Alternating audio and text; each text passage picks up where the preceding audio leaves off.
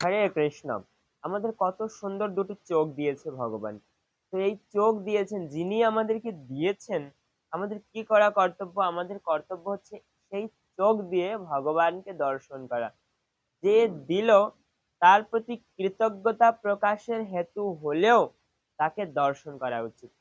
তো অনেকে বলবে মন্দিরে যেতে পারি না, কোথাও যেতে পারি না, কিছু করতে পারি না। তো ফোন আছে, ফোনের মধ্যে ভগবানের ছবি আমরা সেভ করতে পারি। ফোনে আমরা দেখতে পারি ভগবান কত সুন্দর একটা যন্ত্র দিয়েছে।